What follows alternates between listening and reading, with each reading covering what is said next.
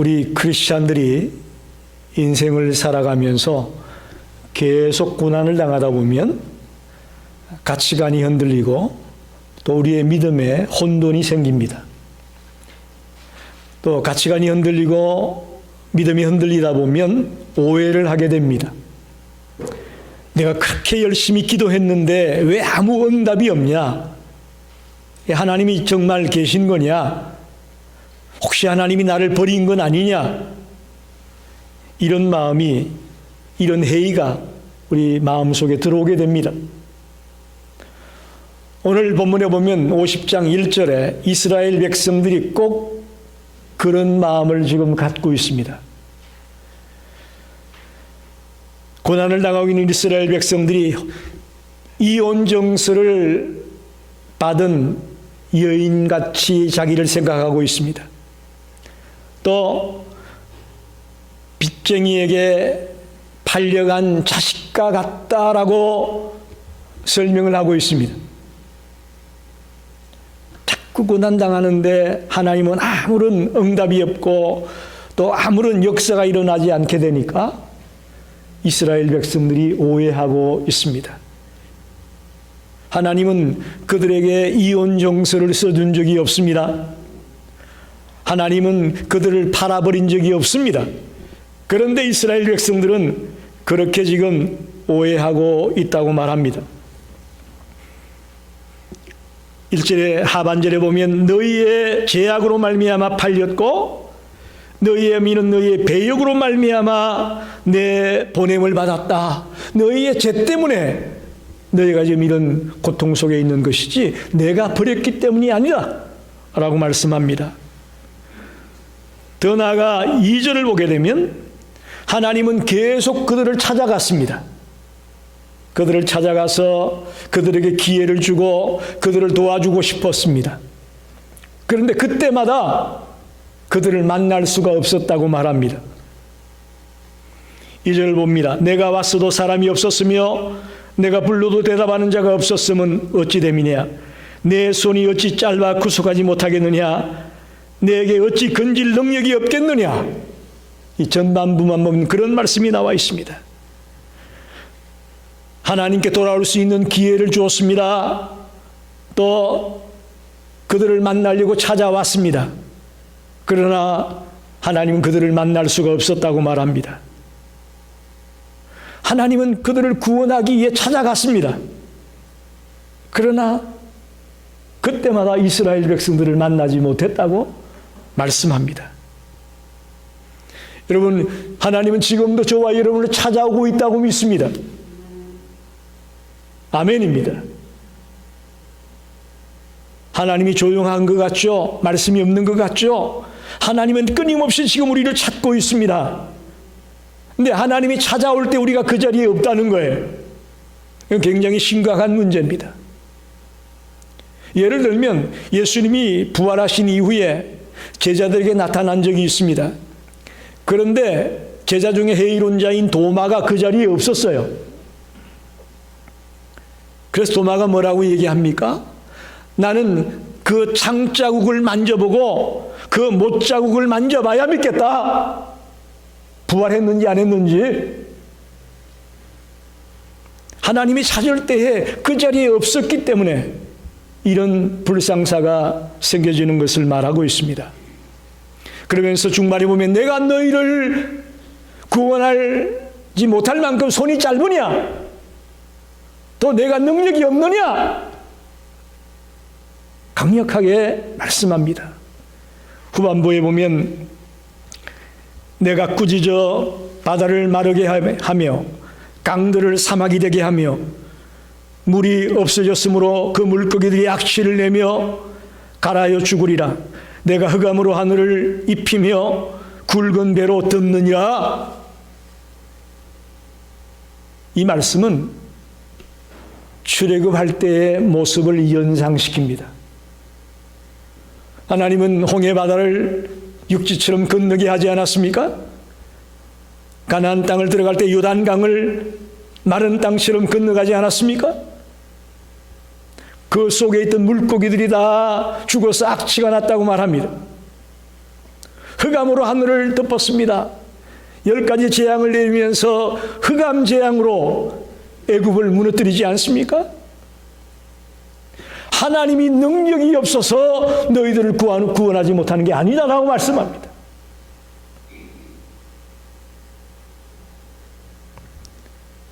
하나님이 이스라엘을 구원하지 않은 것이 아니고 그들의 죄악이 지금 걸림돌이 되고 있다고 선지자는 주장하고 있습니다. 그러면서 오늘 4절 이하 11절까지의 말씀에 하나님이 어떻게 그들을 그럼 구원할 거냐라고 말씀합니다. 어떻게 구원할까요? 메시아를 통해서 그들을 구원하겠다고 말씀합니다. 할렐루야. 이것이 하나님의 비전이고 이것이 하나님의 계획입니다. 이사야 선지자가 이사야서를 기록하면서 총 4번에 걸쳐서 여호와의 종의 노래를 말하고 있습니다. 여호와의 종의 노래가 뭐냐? 메시아를 예언하는 겁니다. 예수 그리스도를 예언하는 겁니다. 예수님 탄생 800년 전에 메시아의 탄생을 예언하고 있는 내용을 여호와의 종의 노래다 그렇게 말합니다. 이사야 42장, 이사야 49장, 이사야 50장, 또 이사야 52장 마지막에서부터 53장 초반에 4번에 걸쳐서 여호와의 종의 노래가 메시아 예언이 집중적으로 나와 있습니다. 오늘 이사야 50장은 그 3번째 노래입니다. 3번째, 특별히 메시아의 특징을 우리에게 말하고 있습니다. 여기서 말하는 여호와의 종은 선지자를 말하는 것도 아니고 이스라엘 백성을 말하는 것도 아님을 아셔야 됩니다. 여기서 말하는 여호와의 종은 메시아를 말합니다. 구원자로 이 땅에 오실 예수 그리스도를 말합니다. 저는 이것을 좀 더 넓게 오늘 예수 그리스도를 믿는 모든 하나님의 자녀들이 여호와의 종으로 보고 싶습니다. 크리스찬은 메시아의 모습을 닮은 또 메시아와 같은 그런 사고방식을 가지고 있는 그런 삶을 사는 자가 바로 그리스도인입니다. 우리의 교회 표어가 뭡니까? 작은 예수를 길러내는 교회가 되자. 작은 예수, 예수를 닮은 자, 예수의 모습을 닮고 예수의 사고방식을 닮고 사는 자, 그런 자를 길러내고 싶은 것입니다. 그런 교회가 되고 싶은 것입니다. 4절에서 11절까지 도대체 메시아의 여호와의 종의 특징이 뭔지 우리 한번 집중해서 말씀을 생각해 보려고 합니다. 첫째는 4절을 봅시다. 4절 전반부에 보게 되면 주 여호와께서 학자들의 해를 내게 주사 나로 곤고한 자를 말로 어떻게 도와줄 줄을 알게 하시고, 첫째는 학자들의 혀를 주었다 이렇게 말합니다. 여기서 말하는 학자란 히브리어로 림무림이라고 하는데 배운 자를 말합니다. 배운 자. 하나님께 많이 배워서 깨달은 자를 말합니다. 메시아는 이 말처럼 하나님의 뜻을 온전히 깨닫고 그 말씀대로 순종하는 삶을 살았습니다. 여호와의 종 메시아의 말씀은 진리입니다. 왜? 하나님께로부터 배웠고 하나님께로부터 깨달은 자이기 때문에 그분이 하는 말씀은 진리입니다. 그리고 심령 골수를 찔러 쪼갠다고 말씀하지 않습니까?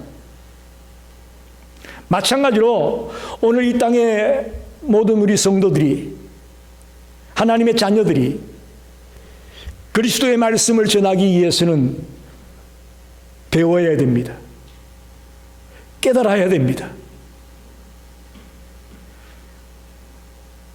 반지식주의라는 말이 있습니다. 안티 인텔렉츄얼리즘, 반지식주의. 이것은 복음 전거하는 데 큰 방해 요소가 됩니다. 저와 여러분이 복음을 전하려면 배워야 됩니다. 말씀을 깨달아야 됩니다. 말씀을 연구해야 됩니다. 또 말씀을 들어야 됩니다. 역사상에 나타났던 위대한 하나님의 일꾼들은 하나같이 말씀을 깊이 연구한 사람들이었습니다. 또 그 말씀을 배운 것뿐만 아니라 하나님이 주는 그 권능을 가지고 나가서 외쳤던 사람들이었습니다.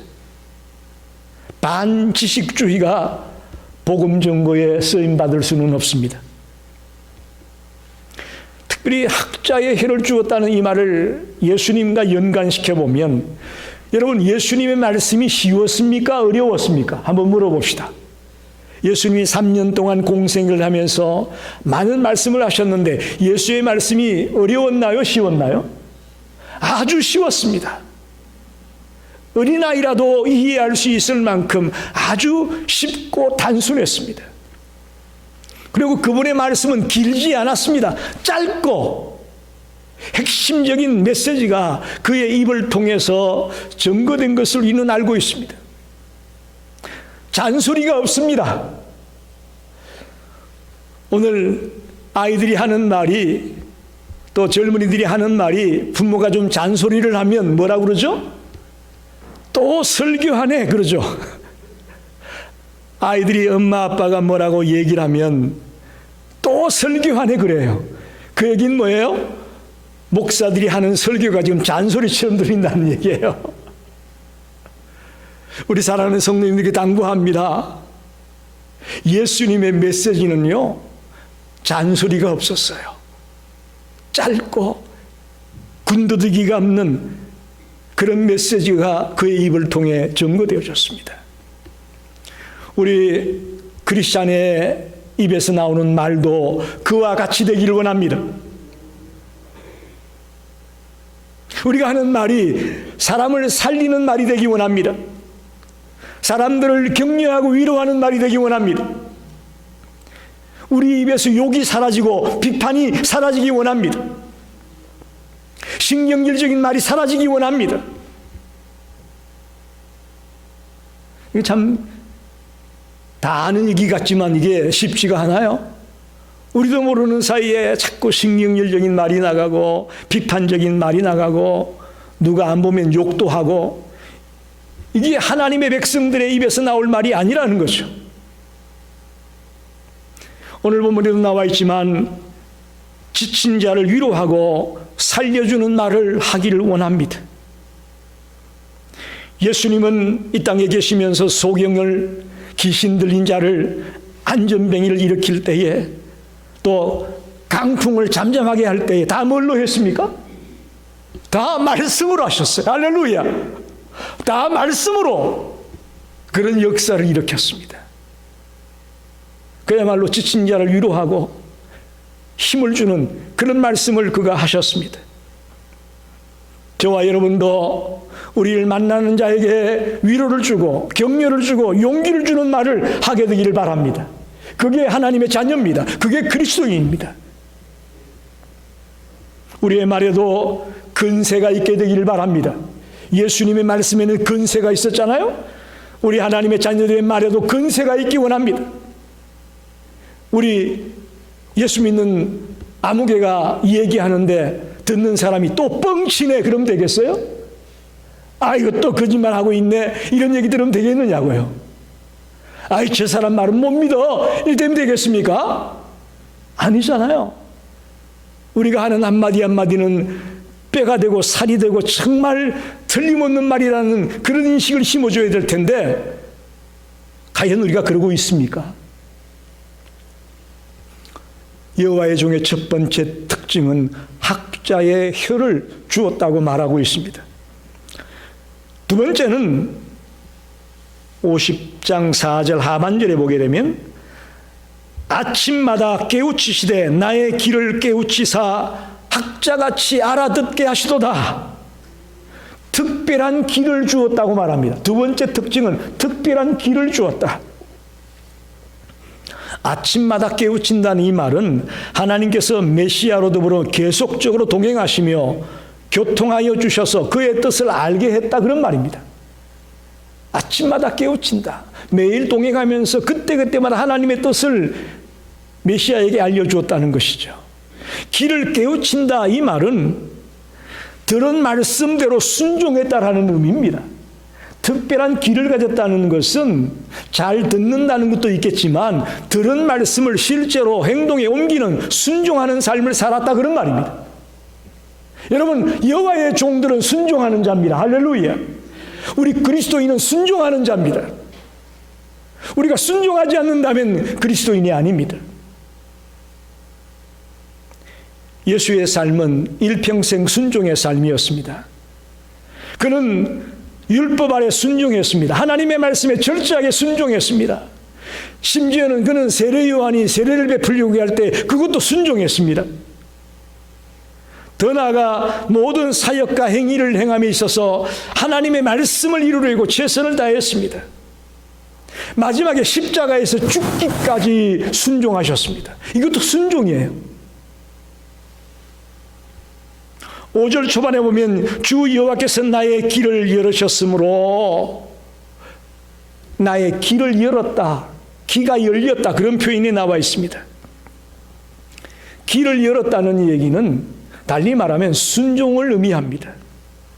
메시아는 순종으로 인류 구원의 역사를 완성한 것입니다.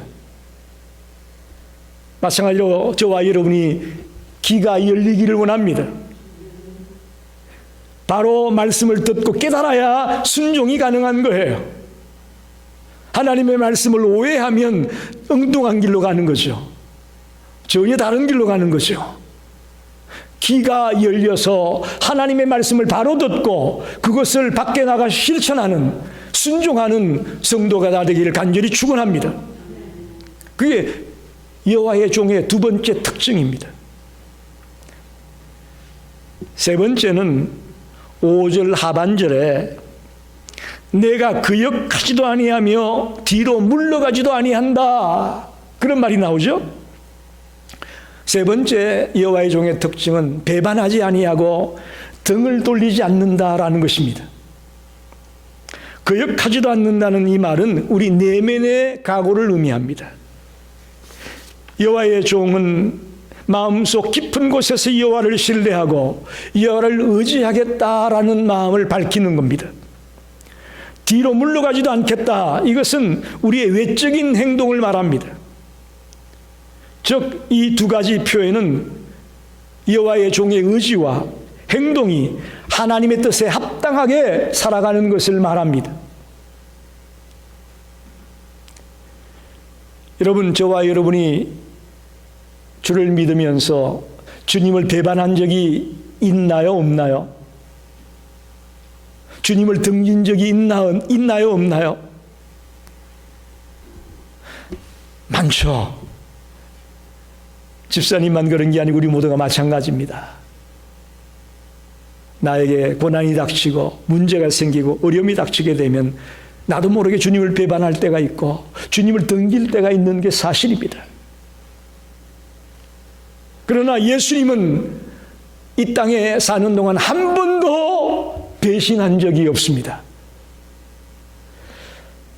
한 번도 부인한 적이 없습니다. 신실하셨고 충성을 다하셨습니다.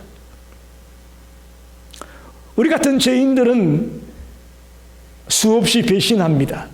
수없이 등을 집니다. 그러나 메시아는 배신하지 않았다는 것을 기억하십시오. 심지어는 해로울지라도, 자기에게 해가 되고 자기에게 마이너스가 되더라도, 심지어는 자기의 목숨이 끊어지는 한이 있더라도 주님은 배반하지 않았습니다. 그런 분이 우리의 구세주입니다. 그런 분이 나의 구원자입니다. 그런 분의 은혜 때문에 저와 여러분이 지금 살고 있습니다. 그러니 우리도 당연히 그분과 같이 배신하지 않아야 될 것이고 등을 지지 않는 자가 되시기를 바랍니다. 예수 믿다가 좀 손해봐도 그것 때문에 배신하지 말자고요. 여러분의 생명이 귀합니까? 돈 몇 푼이 귀합니까? 한번 물어봅시다. 여러분, 억만금을 가지고 있어도 여러분의 생명 지금 거두어 가버리면 무슨 소용이 있겠어요? 전 요즘 그런 생각이 들어요. 여러분, 예수 믿다가 조금 손해가 있다고 조금 어렵다고 배신해버리고 덤진다면 이건 여호와의 종의 모습이 아닙니다. 하나님의 자녀들의 모습이 아닙니다. 네 번째는 50장 6절을 한번 보겠습니다. 나를 떼이는 자들에게 내 등을 맡기며 나의 수염을 뽑는 자들에게 나의 뺨을 맡기며 모욕과 침뱉음을 당하여도 내 얼굴을 가리지 아니하였느니라. 무슨 말인지 이해가 되죠? 예수님이 잡히실 때에, 신문당하실 때에, 십자가에 못 박히실 때에 당했던 그 모욕을 그대로 지금 예언하고 있습니다. 여호와의 종은 고난을 감내해야 된다는 것입니다. 우리 하나님의 자녀들은 주님을 믿는 것 때문에 고난이 있을 때 어떤 고난이라도 감내해야 된다는 것을 말하고 있습니다.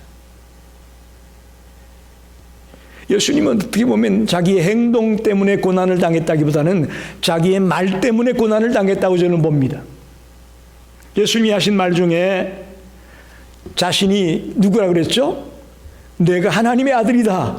그래서 그가 고난을 당한 거예요. 또 그 당시 종교 지도자들, 대제사장과 바리새인들, 종교 지도자들이 타락했기 때문에 그들에게 심판을 선포했습니다. 그래서 예수님이 고난당했어요.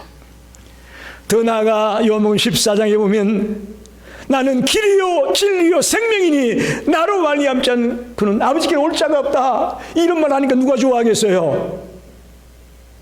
그래서 예수를 십자가에 못 박아 죽인 거예요. 고난당하셨습니다. 이 말은 오늘날 21세기에 예수 믿고 있는 우리들도 주를 믿는 것 때문에 고난당할 수 있다는 것을 알아야 됩니다. 예수 믿은 거저 평안하게 행복하게 복받고 성공하고 승승장구하고 이런 것만 머리에 그렸다면 죄송하지만 잘못 그렸어요. 고난이 있습니다. 더 놀라운 것은 50장 7절에 보니까 주 여호와께서 나를 도우심으로 내가 부끄러워하지 아니했다. 이런 고난을 당함에도 불구하고 예수님은 자존심의 상처를 받지 않았습니다. 잘 들으셔야 됩니다. 오늘 교회 안에 왜 문제가 생깁니까? 자존심 상했다는 거예요. 주의 일 하다가 문제되는 때가 언제입니까? 자존심 상해서 문제가 되는 거예요. 자기를 알아주지 않았다는 거예요. 자기를 무시했다는 거예요. 그렇게 따지자면 예수님은 벌써 죽어야 되는 건데, 그죠? 예수님은 그런 모진 순간들을 겪으면서도 속옷을 벗겨서 나눠 가지질 않나, 침을 뱉질 않나, 머리에 가시 면류관을 씌우질 않나, 큰 모욕을 당하면서도 자존심에 상처를 입지 않았어요. 굉장히 중요한 얘기입니다. 여러분, 가정은 행복합니까? 평안합니까? 가정에도 이 자존심 때문에 문제가 되는 거예요. 남편으로부터의 자존심 내려놔야 됩니다. 아내로부터의 자존심 내려놔야 됩니다. 자식으로부터의 자존심 내려놔야 돼요. 그 자존심 때문에 문제가 생겨지는 것입니다. 예수님은 이 어마어마한 고난과 수치와 모욕을 당하면서도 자존심에 상처 입지 않았다고 말합니다.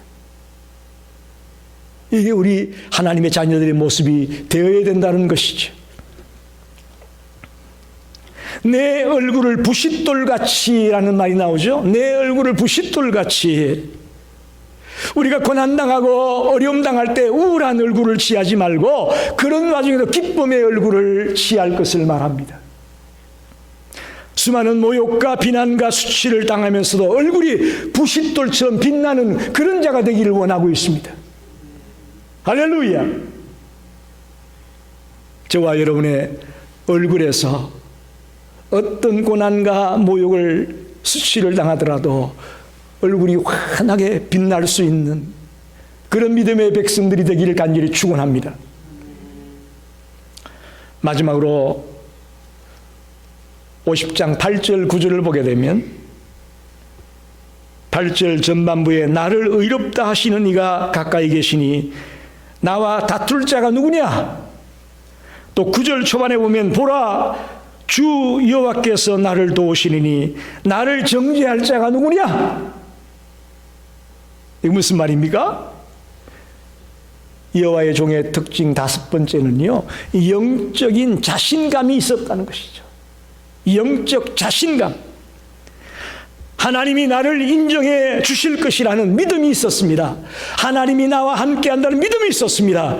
하나님이 나를 붙들고 있다는 믿음이 있었습니다. 이 영적인 자신감이 하나님의 백성들에게 있어야 된다는 것입니다. 하나님의 제자인 인간들에게 가진 수모와 멸시를 당하면서도 하나님을 의지하는 신앙, 저와 여러분이 이 땅을 살면서 가진 모욕과 멸시와 천대와 수치를 당할지라도 하나님을 의지하는 이 신앙, 이것이 바로 서 있다면 우리는 당당히 이겨낼 수 있다는 것입니다. 하나님이 내 편인데 누가 나를 대적하랴. 할렐루야. 여러분에게 그런 믿음이 있기를 바랍니다. 하나님이 내 편인데 누가 나를 대적하겠느냐. 이게 오늘 본문에 우리에게 주는 메시지입니다.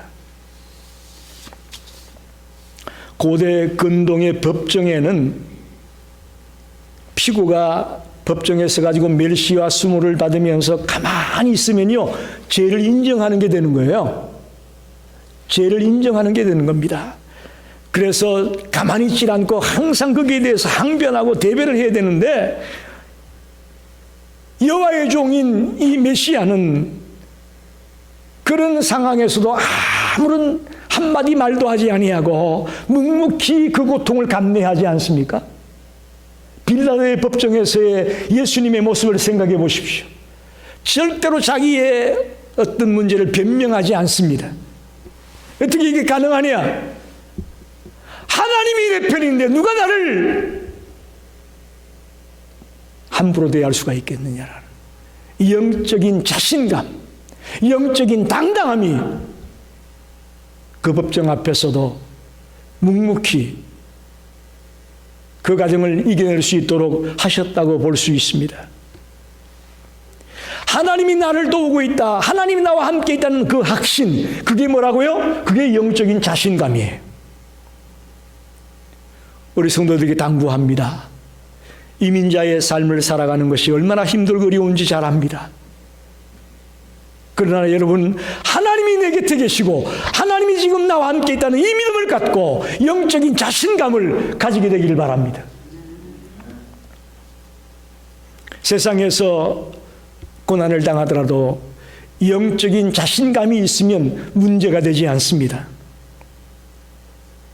하나님 앞에서 부끄러움 당하지 않을 그런 영적인 자신감이 저와 여러분에게 있어야 되겠습니다. 그래야 비굴하지 않습니다. 배반하지 않습니다. 등 돌리지 않습니다. 아무리 수치를 당하고 모욕을 당해도 얼굴이 환하게 빛이 나는 자가 될 수 있다고 말합니다. 부끄러워하지 않는 자, 수치당하지 않는 자, 그런 자가 될 것을 당부합니다. 어떻게? 영적인 자신감을 가지고. 말씀을 정리합니다. 오늘 50장 1절로 11절의 말씀은 여호와의 종의 노래 세 번째 노래입니다. 이 세 번째 노래의 핵심은 메시아의 특징을 우리에게 말하고 있습니다. 학자의 혀를 가져라. 저와 여러분이 말을 할 때에 하나님이 주시는 말씀을 하게 되기를 바라고, 지치고 슬프고 힘든 자들을 위로해주고 격려해주는 말을 하게 되기를 바랍니다. 남의 마음에 비수를 꽂는 그런 말을 하지 마시고 격려해주고 위로해주는 말을 하자 말합니다. 주님의 말씀을 깨달을 수 있는 길을 주셨다고 말합니다. 이것은 귀가 열렸다는 것은 뭘 의미하는 거냐? 말씀을 깨닫고 그대로 순종하는 것을 말합니다. 저와 여러분이 말씀을 깨닫고 순종하는 자가 되기 원합니다. 세 번째는 배반하지 않고 등을 돌리지 않는다고 말합니다. 이건 달리 말하면 충성을 말합니다. 충성. 하나님의 자녀들은 충성된 자가 되기를 바랍니다. 충성된 종들이 되길 바랍니다. 고난을 감내해야 됩니다. 하나님의 말씀을 가지고 그대로 살아가는 길은 고난의 삶일 것입니다. 예수의 가르친 대로 산다고 하는 것은 어떻게 보면 고난입니다.